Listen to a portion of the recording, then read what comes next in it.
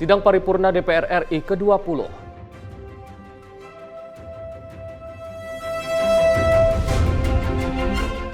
DPR respon penjualan Pulau Anambas di situs asing. DPR akan bahas langkah strategis masalah Enggano.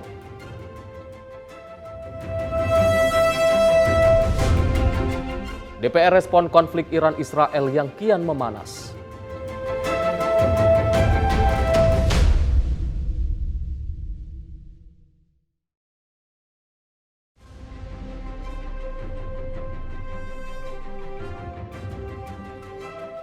Halo pemirsa, Senayan Scope hadir menemani Anda dengan beragam informasi seputar kegiatan dan agenda sidang DPR yang akan kami hadirkan dari Gedung Parlemen Senayan, Jakarta. Bersama saya Arif Rifai, inilah Senayan Scope selengkapnya. Pemirsa, DPR menggelar sidang paripurna ke-20 pembukaan masa persidangan 4 tahun 2024-2025 di Kompleks Parlemen Senayan, Jakarta pada Selasa 24 Juni 2025. Pembukaan masa sidang ini mendengarkan pidato dari Ketua DPR Puan Maharani.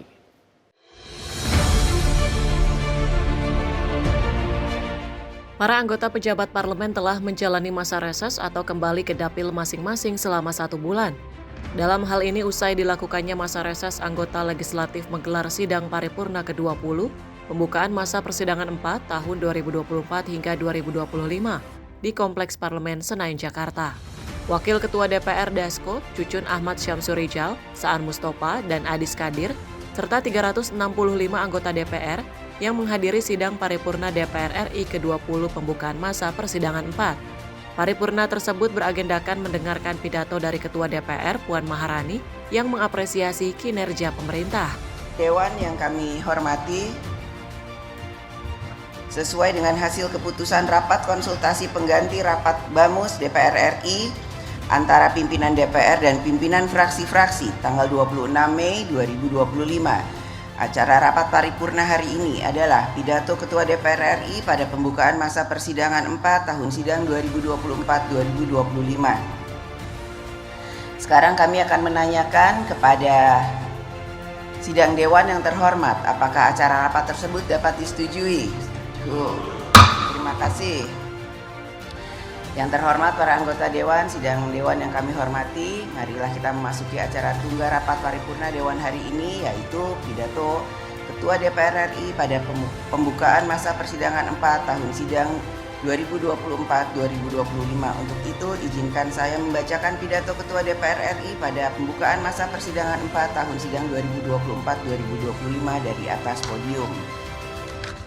Dari Jakarta, Fahrizal Ahmad Amin, Sinpo TV melaporkan.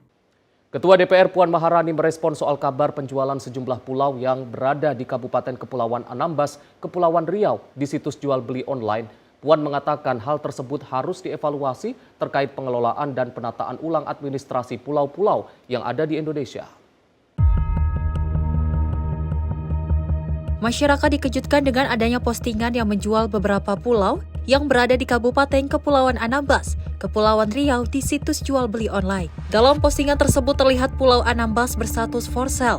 Namun penjual tidak mencantumkan harga, melainkan menyesuaikan permintaan atau price upon request. Merespon hal itu, Ketua DPR Puan Maharani mengatakan jual beli itu harus dievaluasi terkait pengelolaan dan penataan ulang administrasi pulau tersebut. Puan menyebut pihaknya akan melakukan rapat bersama pemerintah agar dapat memitigasi semua pulau di Indonesia. Dirinya menegaskan rapat dilakukan untuk mencegah adanya penyalahgunaan pulau-pulau yang ada di tanah air. Terkait hal-hal jual beli pulau, tentu saja hal itu harus dievaluasi kembali.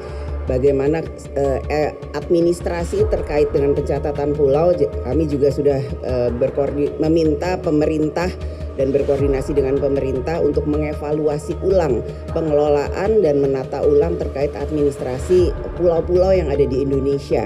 Jadi nanti sesuai dengan mekanismenya melalui komisi terkait dan tentu saja yang akan dilakukan oleh pemerintah, kami minta pengelolaan dan penataan administrasi untuk memitigasi semua pulau yang ada di Indonesia, jangan sampai adanya salah penggunaan pulau-pulau yang ada di Indonesia.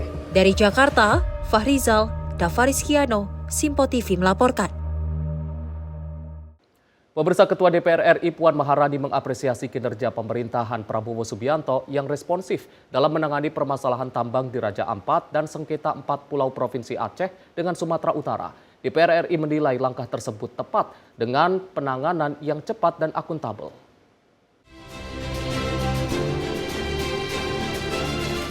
Dalam pemerintahan Presiden Prabowo Subianto menuai respon positif yang dinilai cepat dalam menangani berbagai persoalan yang ada di Indonesia.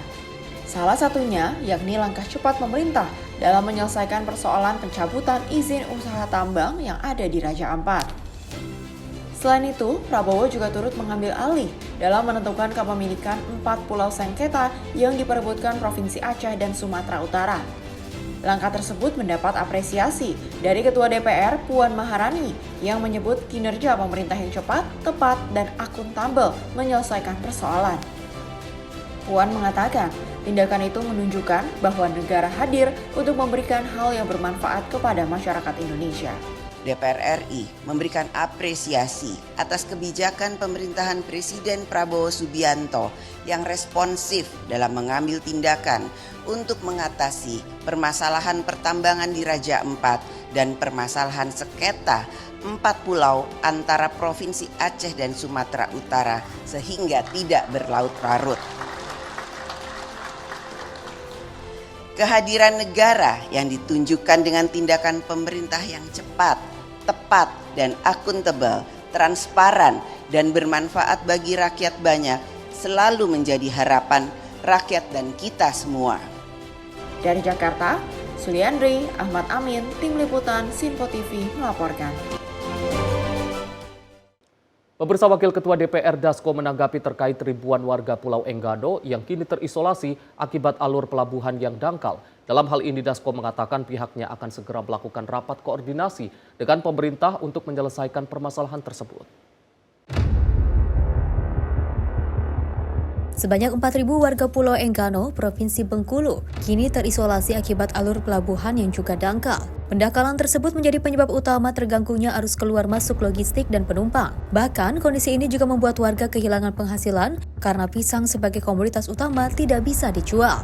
Menyikapi hal itu, Wakil Ketua DPR Dasko mengatakan pihaknya akan melakukan rapat koordinasi bersama pemerintah untuk menyelesaikan permasalahan tersebut. Namun Dasko menyebut saat ini PT Pelindo tengah melakukan pengerukan pendangkalan pelabuhan. Baik, tanggapan untuk Pulau Enggano berbarengan dengan masalah sengketa 4 pulau di Sumatera dan Aceh kemarin. Ketua DPR dan saya diminta kami berkomunikasi dengan Presiden untuk Pulau Enggano, penyelesaian yang dilakukan dengan komunikasi sementara masih dilakukan oleh Pelindo untuk pengerukan pendangkalan pelabuhan.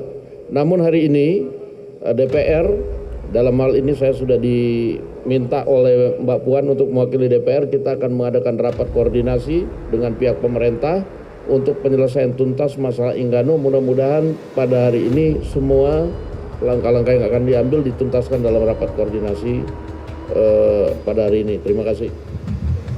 Di Jakarta, Fahrizal Dafarizkiano, Sinpo TV melaporkan. Pemirsa, Ketua Badan Kerjasama Antar Parlemen Mardani Alisera menyesali atas sikap Amerika Serikat yang menyerang 3 fasilitas nuklir milik Iran. Dirinya menyebut tindakan Amerika Serikat bukan menjadi solusi perdamaian, melainkan memperkeruh keadaan.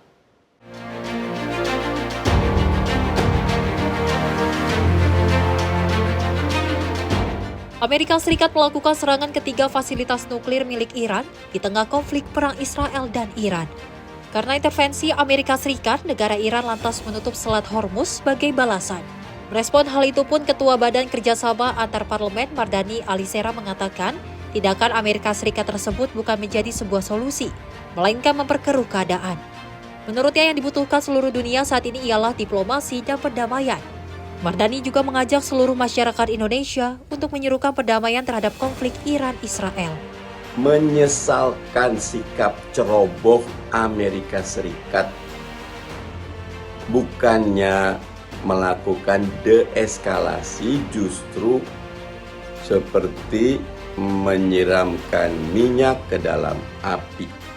Yang diperlukan dunia sekarang adalah diplomasi dan perdamaian.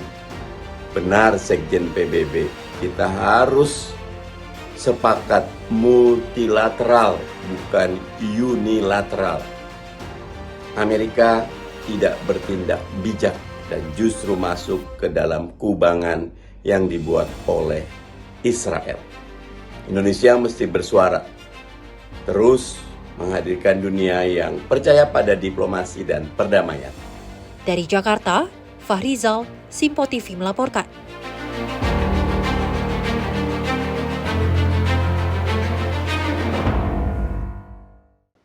Anggota Komisi 3 DPR RI Safarudin mendorong optimalisasi lembaga perlindungan saksi dan korban serta advokat dalam revisi Undang-Undang KUHP. Menurutnya LPSK dan advokat memiliki peran yang perlu diakomodir untuk dimasukkan dalam revisi undang-undang itu. Anggota Komisi 3 DPR RI, Safarudin menyatakan untuk Lembaga Perlindungan Saksi dan Korban atau LPSK belum diakomodir di KUHP yang lama. Selain mendorong optimalisasi peran LPSK, ia juga mendorong advokat dalam revisi Undang-Undang Kitab Undang-Undang Hukum Pidana atau KUHP. Menurutnya LPSK memiliki fungsi krusial dalam persidangan hukum pidana, utamanya pendampingan korban. Ia juga menyatakan bahwa peran advokat hukum perlu diakomodir untuk dimasukkan ke dalam revisi undang-undang tersebut. Sehingga diharapkan nantinya LPSK bisa diakomodir dan dimasukkan dalam pasal-pasal yang ada di KUHP yang nanti akan direvisi. Dan ada beberapa hak-hak tadi disampaikan, hak-hak tersangka, hak-hak saksi, dan hak-hak korban yang diakomodir nanti di dalam KUHP itu yang diharapkan oleh LPSK. Ya, kita memang mengharapkan LPSK ini dimasukkan nanti di dalam pasal-pasal di KUHP yang baru ini. Dari Jakarta, tim redaksi Simpo TV melaporkan. Pemirsa, Sekretariat Jenderal DPR RI berhasil meraih 3 penghargaan sekaligus dalam ajang IDS Award 2025 atas inovasi dalam kategori sosial dan tata kelola pemerintahan. Penghargaan ini menjadi bukti komitmen DPR RI untuk terus berinovasi serta mendekatkan diri kepada masyarakat melalui keterbukaan informasi kinerja lembaga.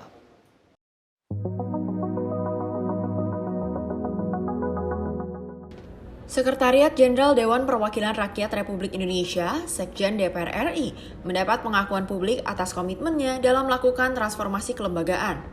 Dalam ajang penghargaan bergengsi IDS Award, Sekjen DPR RI berhasil memborong 3 penghargaan sekaligus untuk berbagai inovasi programnya. Penghargaan ini diberikan untuk program-program yang dinilai sukses menjalankan fungsi edukasi dan keterbukaan informasi. Penghargaan pertama dari kategori sosial diraih oleh program Kampus Parlemen yang secara aktif menjangkau kalangan mahasiswa untuk memberikan pemahaman mengenai fungsi dan mekanisme kerja parlemen. Sementara itu, 2 penghargaan lainnya disabet dari kategori tata kelola pemerintahan. Penghargaan diberikan kepada TV Parlemen sebagai corong utama informasi kegiatan legislatif serta kampanye DPR Baru Harapan Baru yang dianggap efektif dalam upaya membangun citra positif lembaga. Alhamdulillah, hari ini Sekretariat Jenderal DPR RI mendapatkan 3 penghargaan pada ajang IDS Award. Yang pertama adalah untuk kategori sosial untuk program Parlemen Kampus. Yang kedua untuk kategori tata kelola untuk TVR, dan yang ketiga untuk kategori tata kelola untuk program DPR Baru Harapan Baru. Ini menunjukkan bagaimana kita Sekretariat Jenderal DPR RI terus mendukung, memberikan supporting system kepada DPR dengan terus berinovasi, melakukan perbaikan-perbaikan menuju tata kelola DPR yang lebih baik. Oleh karena itu, apa yang kita lakukan hari ini dan terus ke depan, bagaimana semakin mendekatkan masyarakat dengan DPR, dengan informasinya seperti apa kinerjanya, dan kita juga ini juga dalam rangka menuju menjadi kantor berita parlemen, sehingga akan menjadi rujukan, akan menjadi referensi utama bagi masyarakat mencari berita-berita tentang DPR RI khususnya, dan berita-berita politik pada umumnya. Dan ini tentunya penghargaan ini kami dapatkan dengan kerjasama tim yang solid untuk terus memberikan yang terbaik untuk mengedukasi pada masyarakat khususnya remaja untuk kerja-kerja politik DPR agar mereka semua memiliki pemahaman terhadap proses-proses pengambilan kebijakan di DPR. Lebih jauh, Prestasi ini menjadi modal untuk mewujudkan cita-cita besar menjadi kantor berita parlemen yang akan berfungsi sebagai pusat rujukan informasi utama dan terpercaya bagi masyarakat terkait dunia politik dan keparlemenan Indonesia. Tim redaksi Sinpo TV melaporkan. Pemirsa, pemerintah disebut sudah siapkan Dubes RI di Amerika Serikat. Informasi selengkapnya usai jeda. Tetap di Senayan Scope.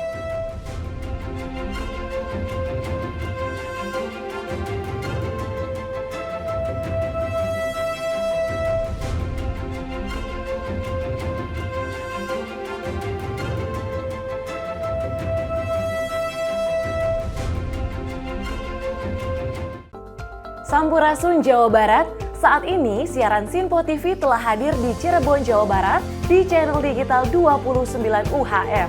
Segera scan ulang saluran digital televisi Anda untuk memastikan Sinpo TV tetap selalu ada di layar kaca Anda. Sinpo TV, referensi berita politik masa kini.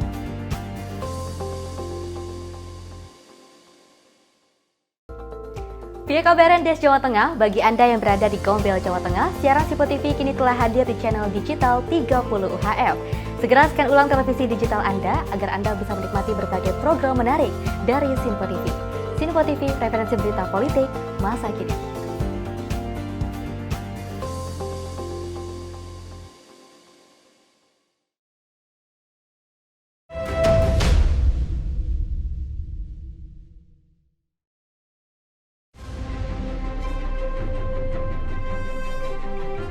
Pemirsa, terima kasih Anda masih bersama kami di Senayan Scope.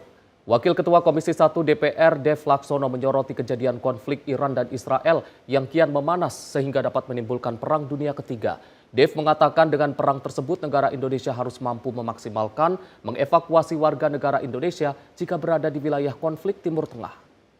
Wilayah Timur Tengah kini diguncangkan dengan aksi konflik antara kedua negara, Iran dan Israel yang kini semakin memanas. Dalam peperangan ini sejumlah pemimpin negara khawatir akan terjadinya yang dinilai berpotensi perang dunia ketiga.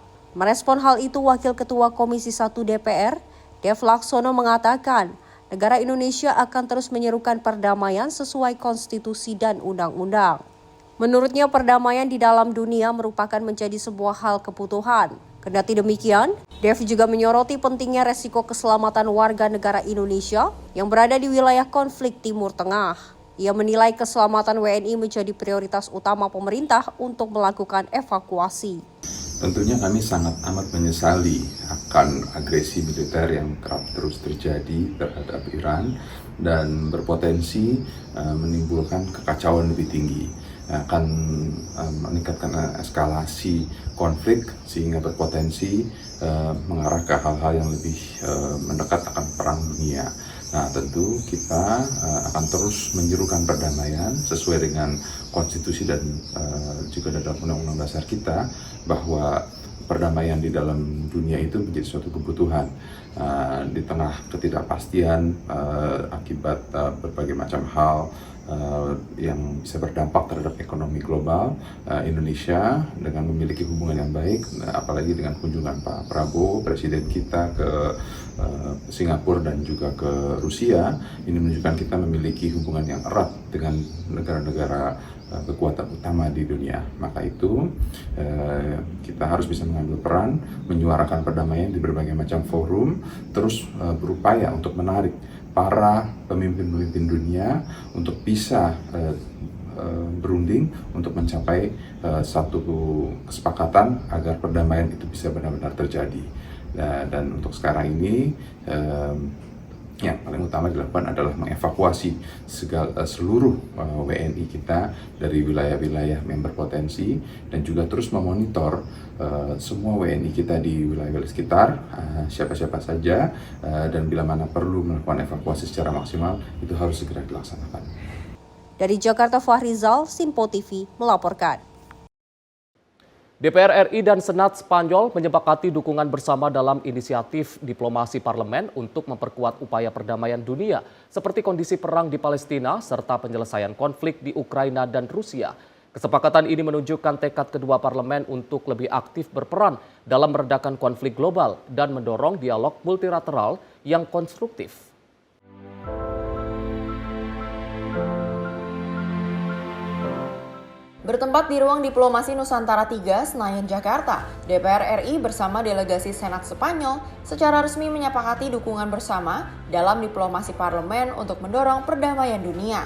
Delegasi Spanyol yang diwakili oleh Wakil Ketua Senat Spanyol, Javier Maroto Aranzabal, mendukung penuh pengakuan kemerdekaan Palestina dan solusi dari kedua negara sebagai jalan menuju penyelesaian konflik Israel-Palestina.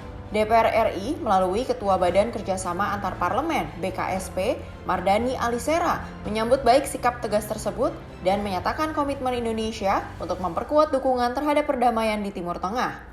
Selain itu, kedua parlemen juga mengeksplorasi langkah diplomasi parlementer dalam meredakan konflik Rusia-Ukraina serta strategi bersama untuk menjaga stabilitas di Laut Cina Selatan.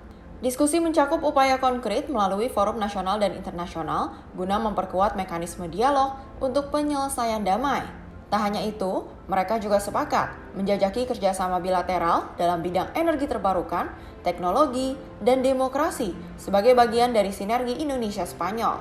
Hari ini kita menerima Wakil Ketua Senatnya Spanyol dengan beberapa anggota didampingi oleh Duta Besar Spanyol untuk Indonesia.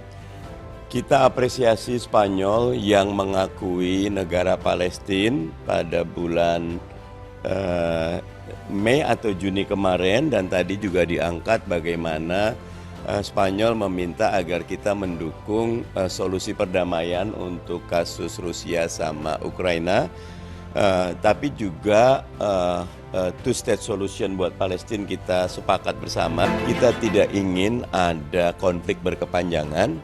Sementara ini yang terpenting adalah dilakukan deeskalasi, jangan eskalatif, justru deeskalasi, mengecilkan, put all the thing on the table, kembali lagi kepada diplomasi, karena perang adalah diplomasi yang gagal.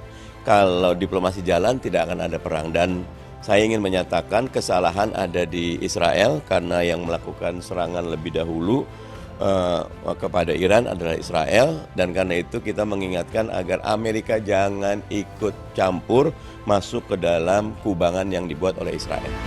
Kesepakatan ini menegaskan bahwa parlemen tak hanya menjalankan fungsi legislatif domestik, tetapi juga hadir sebagai aktor diplomasi global. Melalui sinergi ini, DPR RI dan Senat Spanyol berharap dapat mewujudkan kerjasama yang berkelanjutan, strategis, dan berorientasi pada solusi bersama atas tantangan perdamaian dunia. Tim redaksi Sinpo TV melaporkan.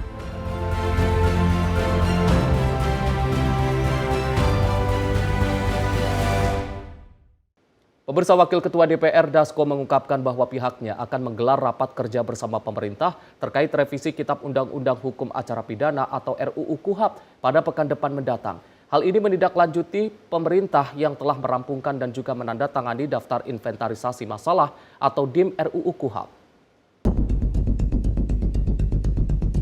Wakil Ketua DPR Dasko menjelaskan bahwa pihaknya akan menggelar rapat kerja bersama pemerintah untuk membahas revisi Kitab Undang-Undang Hukum Acara Pidana pada pekan depan. Rapat tersebut dalam rangka menindaklanjuti yang telah dirampungkan dan ditandatangani oleh pemerintah terkait DIM RUU KUHAP. Namun Dasko mengatakan bahwa dirinya belum mengetahui secara pasti pasal-pasal apa saja yang tercantum dalam DIM RUU KUHAP. Nantinya pembahasan itu akan digelar secara transparan dan terbuka, sekaligus ditampilkan melalui website yang akan disediakan. Kendati demikian, dirinya juga menyebut DPR tidak akan memaksakan penyelesaian RUU KUHAP secara tiba-tiba. Pihak DPR sudah melakukan partisipasi publik, mendengar pendapat dari masyarakat dengan bahan yang sudah cukup dikumpulkan.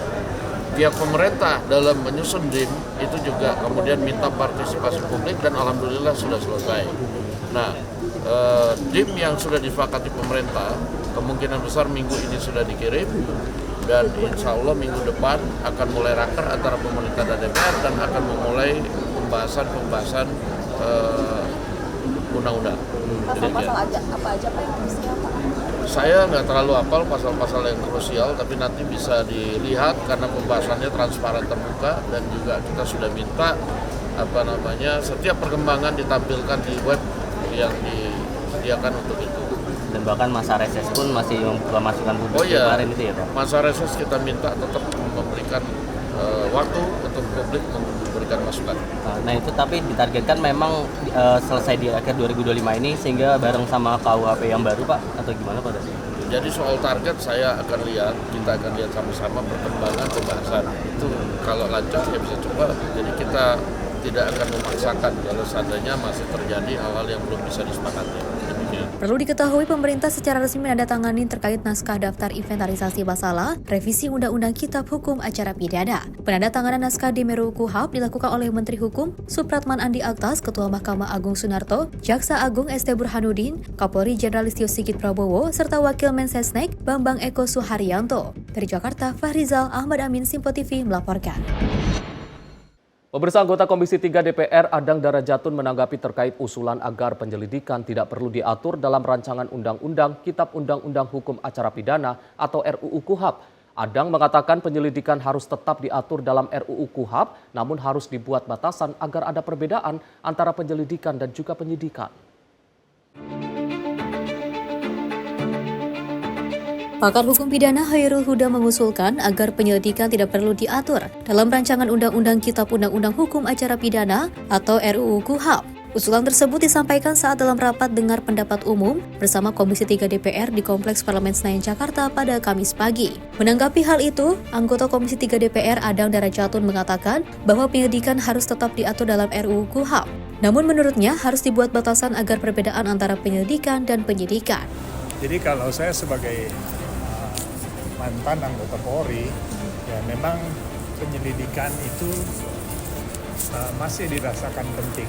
Cuman batasan-batasan tentang penyelidikan dan penyidikan itu yang harus betul-betul ada perbedaan antara penyelidikan dan penyidikan.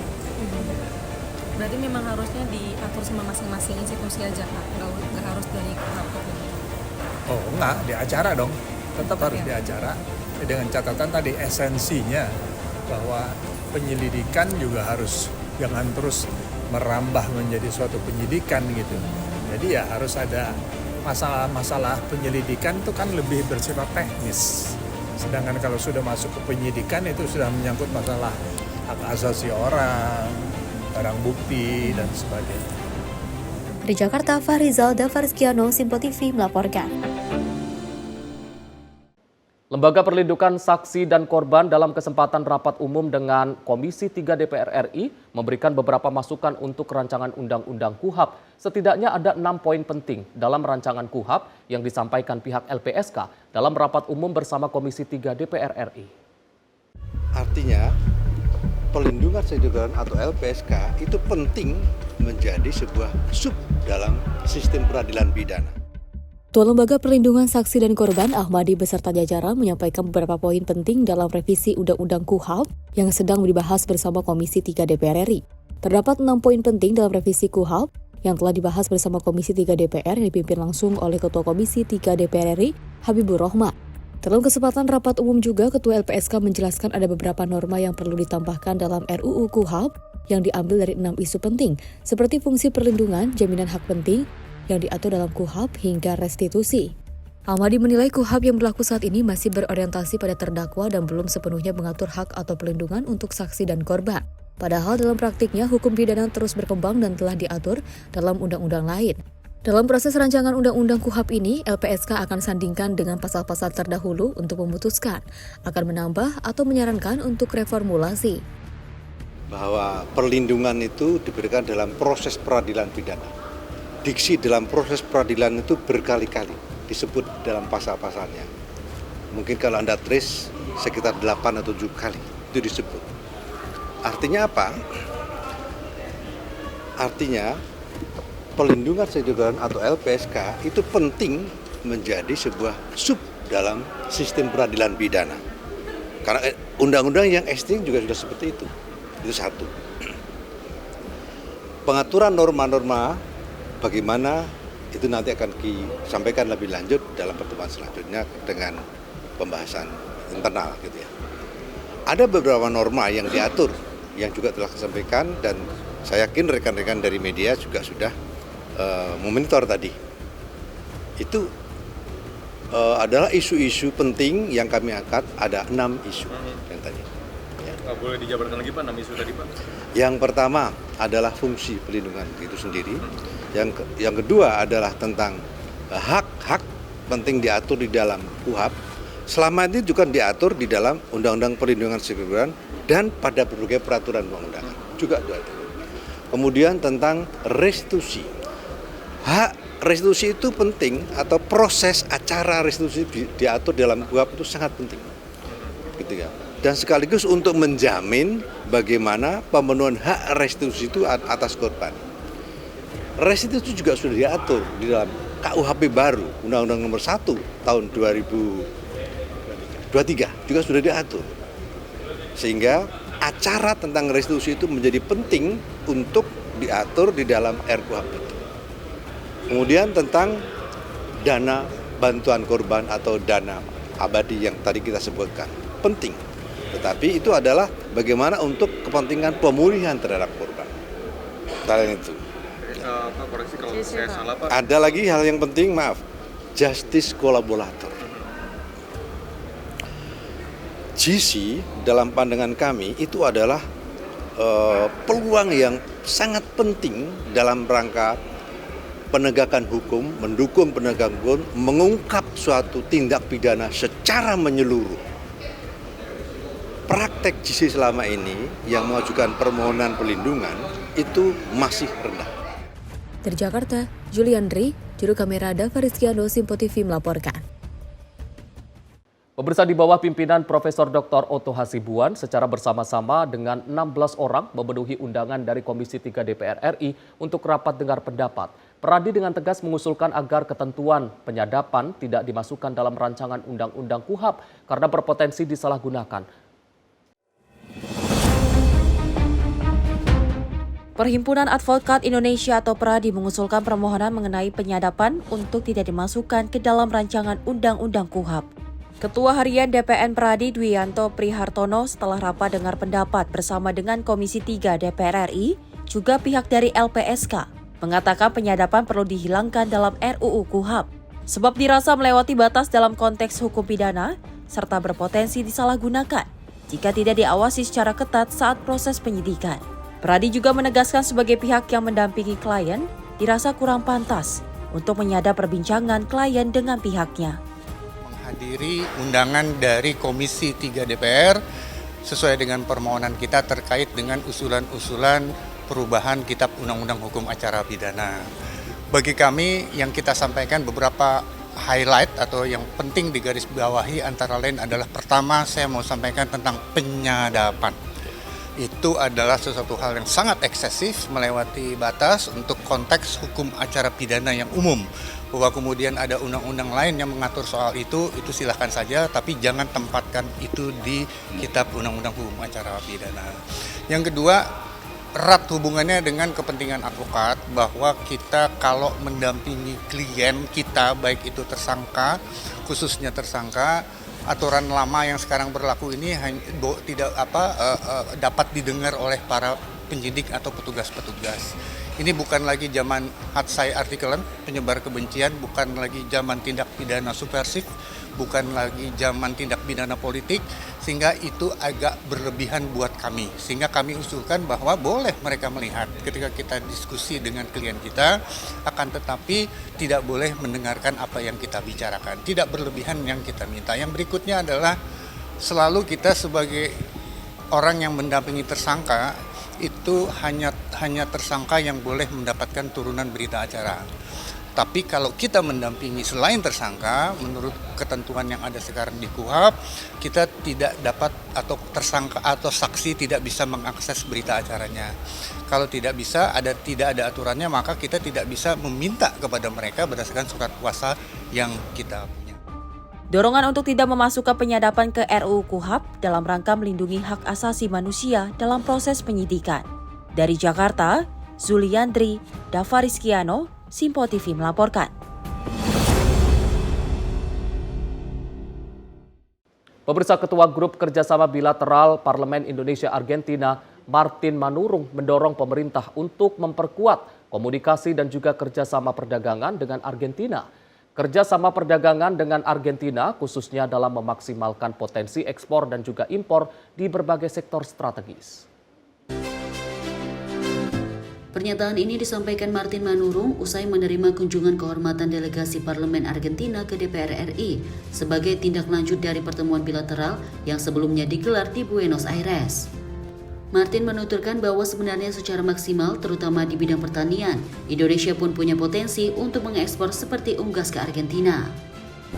Nah ini sebenarnya harus kita akan minta juga dari pemerintah untuk bisa lebih intens untuk berkomunikasi karena memang Indonesia pada saat ini menurut saya ya, dengan juga perkembangan dinamika global yang saat ini terjadi, itu sangat perlu partner-partner dagang yang semakin kuat di berbagai kawasan.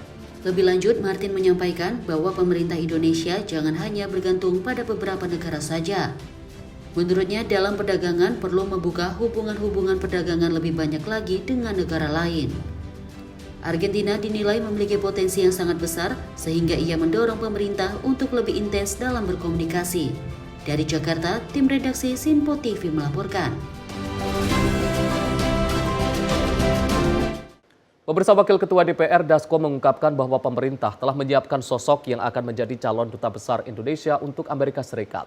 Dasko mengatakan kandidat dubes nantinya akan menjalani proses uji kelayakan dan kepatutan atau fit and proper test bersama komisi terkait. Pemerintah disebut telah menyiapkan nama yang nantinya akan menjadi calon duta besar Indonesia untuk Amerika Serikat. Pasalnya saat ini kursi duta besar Indonesia untuk Amerika mengalami kekosongan sehingga diperlukan untuk mengisi jabatan tersebut. Wakil Ketua DPR Dasko mengatakan nama yang sudah dipersiapkan oleh pemerintah nantinya akan diserahkan ke Dewan Perwakilan Rakyat. Setelah itu calon dubes itu akan mengikuti uji kelayakan dan kepatutan atau fit and proper test di Komisi 1. Kami dapat informasi dari pemerintah bahwa beberapa pos penting itu orangnya sudah siap dan sudah siap juga dikirim ke DPR untuk dilakukan sesuai mekanisme yang ada di DPR. Berarti namanya udah ditetapkan gitu ya? Namanya sudah di DPR, tetapi sudah diinformasikan, tetapi kita akan tunggu resminya nanti dari pemerintah. Ada beberapa mungkin ada yang dikirimkan namanya Saya belum tahu, nanti kita lihat. Dan kalau dari DPR ada kriteria yang khusus dubes AS ini seperti apa sih, karena perannya sangat strategis? Nah kan Anda tadi bilang bahwa karena peran strategis tentunya ada beberapa persyaratan-persyaratan penting yang nanti akan disampaikan oleh Komisi 1 pada saat fit and proper. Dari Jakarta, Fahrizal Ahmad Amin, Sinpo TV melaporkan. Pemirsa, DPR RI buka opsi bentuk pansus haji. Informasi selengkapnya usai jeda. Tetap di Senayan Scope.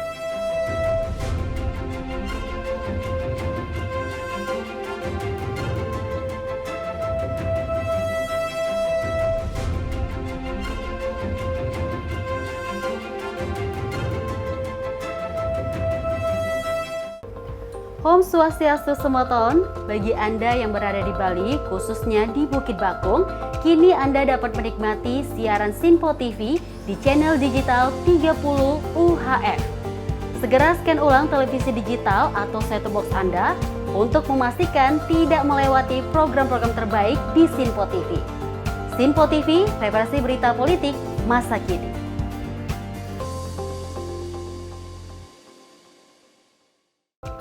Horas Maju Medan. Untuk Anda yang berada di Bandar Baru, Sumatera Utara, kini Sinpo TV hadir di channel digital 28 UHF. Jangan lupa terus lakukan scan ulang secara berkala agar Sinpo TV hadir sebagai televisi terbaik di layar kaca Anda. Sinpo TV, referensi berita politik masa kini.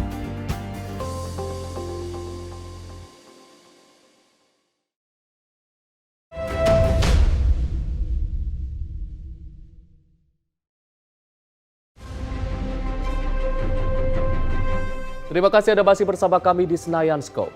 Pemirsa, Ketua DPR Puan Maharani menanggapi surat atau nota diplomatik dari Duta Besar Arab Saudi di Jakarta yang berisikan catatan penyelenggaraan Haji 2025. Puan mengatakan pihaknya akan membuka peluang membentuk panitia khusus haji guna mengevaluasi pelaksanaan ibadah haji 2025. Pemerintah Arab Saudi melayangkan nota diplomatik ke pemerintah Indonesia yang berisi 5 catatan penting terkait penyelenggaraan Haji 2025.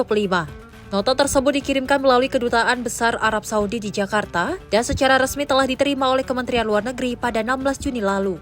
Merespon hal itu, Ketua DPR Puan Maharani mengatakan persoalan itu telah diselesaikan antar kedua negara.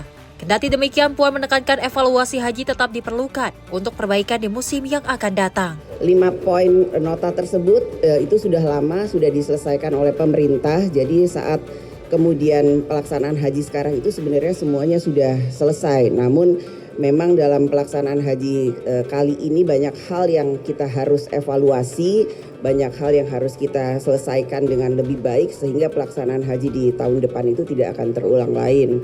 Nanti ini hari ini baru kita buka masa sidangnya. Kita akan mendapatkan laporan, kebetulan ketiga pimpinan DPR ikut dalam haji tahun ini. Kita akan mendapatkan laporannya juga dari teman-teman dan Komisi 8. Setelah itu jika memang harus dilakukan pansus haji untuk pelaksanaan perbaikan ke depan, kita DPR sesuai dengan mekanismenya akan melaksanakan pansus haji. Dari Jakarta, Fahrizal Davarizkiano, Simpo TV melaporkan. Ketua BKSAP DPR RI Mardani Alisera mengecam keras serangan militer Israel ke rumah sakit Indonesia di Gaza. Tak hanya itu, Mardani juga menyoroti penangkapan 12 aktivis kemanusiaan termasuk Greta Thunberg oleh militer Israel. Betul-betul tindakan biadab dan tidak bisa dibiarkan. Israel terus melakukan genosida. Dewan Perwakilan Rakyat Republik Indonesia kembali menyuarakan kecaman keras atas tindakan brutal militer Israel di Gaza. Serangan terhadap fasilitas kesehatan dan penahanan para aktivis dianggap sebagai bentuk pelanggaran serius terhadap hukum internasional. Ketua Badan Kerjasama Antarparlemen DPR RI, Mardani Alisera, menyoroti serangan terhadap rumah sakit Indonesia di Gaza yang menewaskan warga sipil, termasuk perempuan dan anak-anak. Mardani menegaskan bahwa dunia internasional tidak boleh tinggal diam.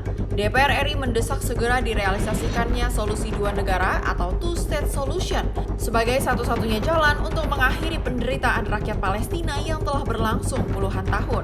Mardani menambahkan, kapal Medlin yang membawa bantuan kemanusiaan untuk Gaza bahkan dicegat di perairan internasional, sementara aksi damai para aktivis justru dibalas dengan penahanan dan deportasi. Betul-betul tindakan biadab dan tidak bisa dibiarkan. Israel terus melakukan genosida, menangkap Greta Thunberg dan lain-lain dan segala macamnya. Kita menyerukan segera wujudkan solusi dua negara, ya, two-state solution, segera wujudkan kemerdekaan Palestina.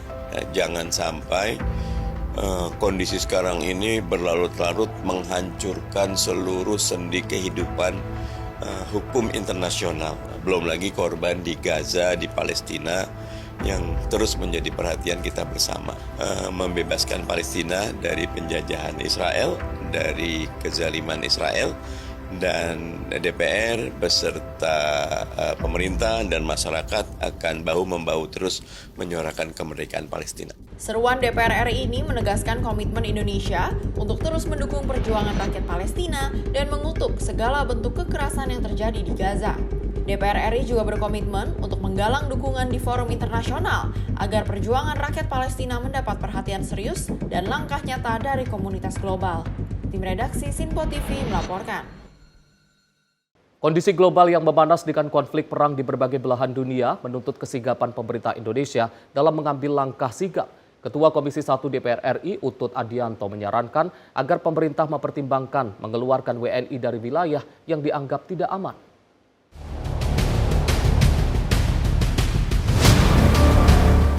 Konflik di berbagai belahan dunia seperti perang di Timur Tengah antara Iran dan Israel, serta konflik yang tak kunjung usai antara Ukraina dan Rusia semakin memanas. Ketua Komisi 1 DPR RI Utut Adianto menekankan pentingnya sikap-sikap pemerintah untuk melindungi warga negara Indonesia yang berada di wilayah terdampak. Ia menyarankan agar pemerintah mempertimbangkan mengeluarkan WNI dari wilayah yang dianggap tidak aman seperti Iran. Selain itu, Utut juga menyoroti potensi dampak konflik terhadap jalur penerbangan internasional. Jalur penerbangan yang menuju Eropa seringkali melintasi wilayah sekitar Jazirah Arabia hingga Siberia. Ia mendesak pemerintah untuk segera melangkah antisipasi terkait potensi gangguan pada jalur penerbangan tersebut. Sigap itu kan artinya cepat dan tepat, pemahaman sigap. Kalau terhadap warga negara kita yang ada di dua titik itu, baik di Iran yang memang tidak terlalu urgent, ada baiknya dipikirkan untuk dievakuasi ke daerah atau ke wilayah yang memang dianggap aman atau kembali. Sikap sigap ini juga terhadap potensi penerbangan ke wilayah titik-titik yang tadi saya bilang mestinya nanti akan melingkar lebih jauh, agak ke utara, yang biasanya lewat sana, Jazirah Arab harus agak ke utara, ke arah Siberia, baru lewat Moskow, baru sampai Eropa, kalau yang ke Eropa. Nah, sikap sigap ini yang kita minta, karena jangan sampai kita kena imbas langsung. Dari Jakarta, Winita Putri Ahmad Amin, Simpo TV melaporkan.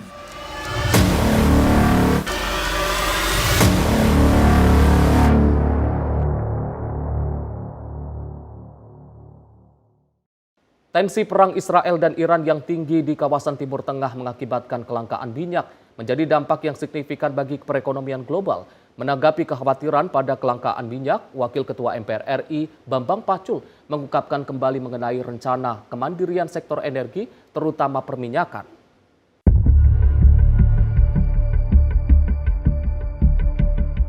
Perang yang terjadi antara negara-negara di Timur Tengah yang merupakan negara penghasil minyak dapat mempengaruhi kenaikan harga minyak di negara lain termasuk Indonesia. Perang yang tidak dapat diprediksi waktu berakhirnya ini menimbulkan kekhawatiran akan kelangkaan minyak. Menanggapi persoalan tersebut, Bambang mengatakan bahwa apabila perang tetap berlanjut kemungkinan dalam kurun waktu lama akan terjadi kenaikan harga dan kelangkaan minyak yang disertai dengan dolar naik hingga menyebabkan melemahnya rupiah. Bambang turut menyampaikan kepada masyarakat untuk tidak perlu khawatir, sebab dilihat dari segi ketersediaan kilang minyak, Indonesia tidak akan menghadapi kelangkaan tersebut, karena Indonesia tak banyak menggunakan minyak berat berasal dari negara Timur Tengah.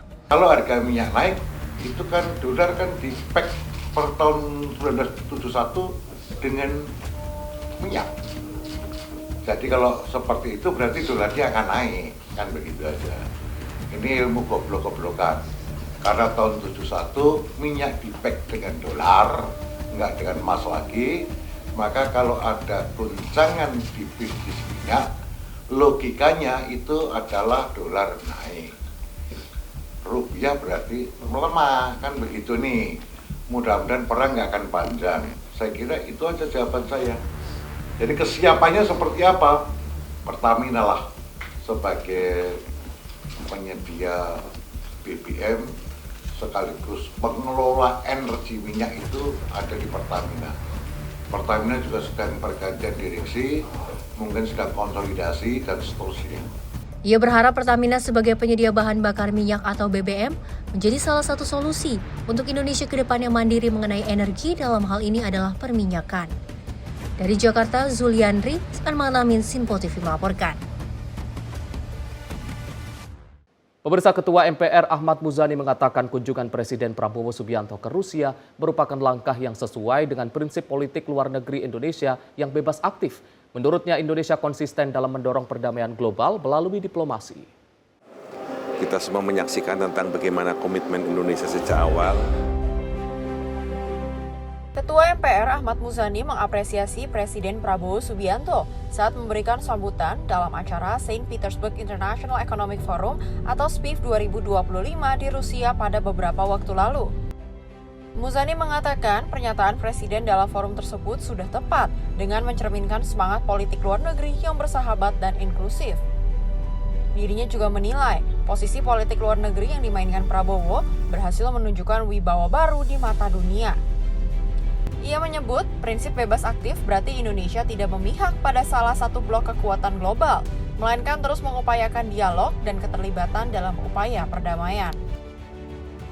Kalau kita perhatikan pidato Presiden Prabowo di St. Petersburg, di forum ekonomi itu, dan kita semua menyaksikan tentang bagaimana komitmen Indonesia sejak awal, saya kira posisi dan keputusan Indonesia di bawah pemerintah Presiden Prabowo dalam kerutan perang antara Israel dan Iran ini dari kacamata posisi politik luar negeri kita sudah pas dan sudah benar, yakni menempatkan diri sebagai negara yang non-blok dan bebas aktif. Bebas aktif itu artinya terus mengupayakan dialog, terlibat dalam semua etape perdamaian dunia, dan terus mengikuti perkembangan ini sehingga kita tidak memblok dalam salah satu blok. Karena itu apa yang sudah dilakukan oleh Presiden Prabowo seperti yang dipidatokan dalam pidatonya di forum ekonomi tersebut, pandangan kami adalah posisi yang sudah benar, sesuai dengan semangat politik luar negeri bebas aktif, politik luar negeri yang dalam bahasa beliau, satu kawan terlalu sedikit, 1000 musuh terlalu banyak. Dalam bahasa sederhananya seperti itu. Karena itu kita sekarang merasa bahwa posisi politik luar negeri yang dimainkan oleh Presiden Prabowo dalam kancah internasional semakin berwibawa, semakin kinclong, dan kita sebagai bangsa besar semakin bangga posisinya sebagai bangsa yang diperhitungkan dalam setiap upaya untuk mencapai perdamaian. Dari Jakarta, Fahrizal Davariskiano, Sinpo TV melaporkan. Komisi 3 DPR menggelar konferensi pers bersama Dirjen Kekayaan Intelektual Kemenhum, Badan Pengawas Mahkamah Agung, dan Koalisi Advokat Pemantau Peradilan di Kompleks Parlemen Senayan, Jakarta. Acara tersebut digelar dalam rangka membahas perihal hak cipta lagu, khususnya putusan hakim dalam perkara salah satu musisi ternama, Agnes Monica, yang dinilai tak sesuai undang-undang.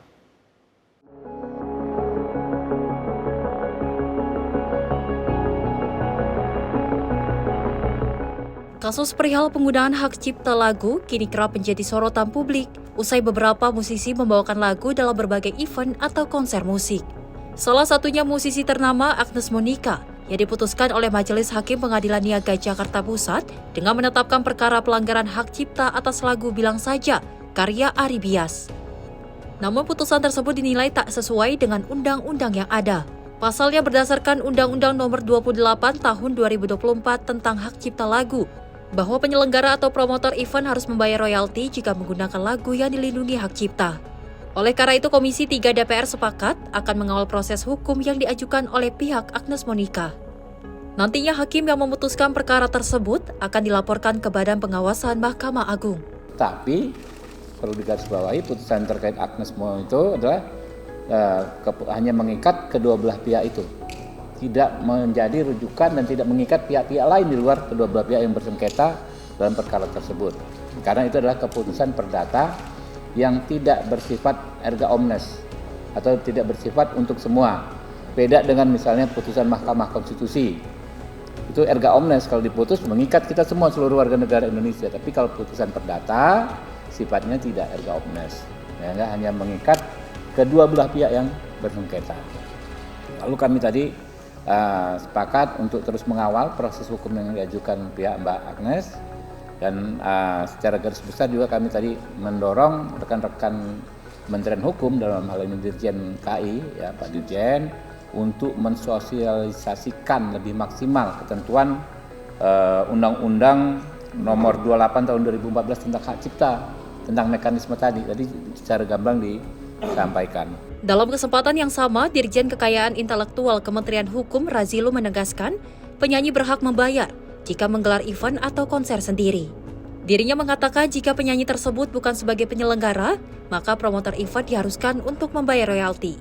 Nah, jadi menurut kita apa yang ada dalam peraturan perundang-undangan ini dengan seluruh peraturan pelaksanaannya sudah sangat jelas, ya.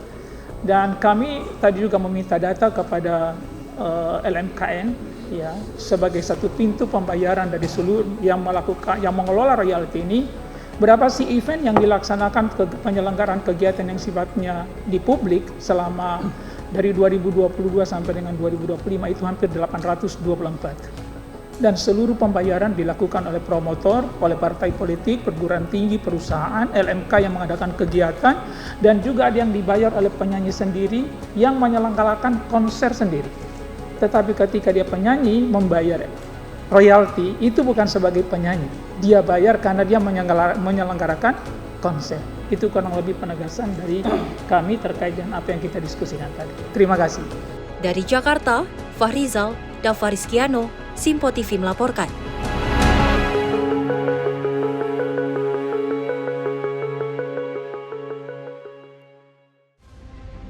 Pemirsa, informasi tadi sekaligus menutup perjumpaan kita pada Senayan Scope kali ini. Saya Arif Rifai, mewakili kerabat kerja yang bertugas mengucapkan terima kasih atas kebersamaan Anda. Sampai jumpa.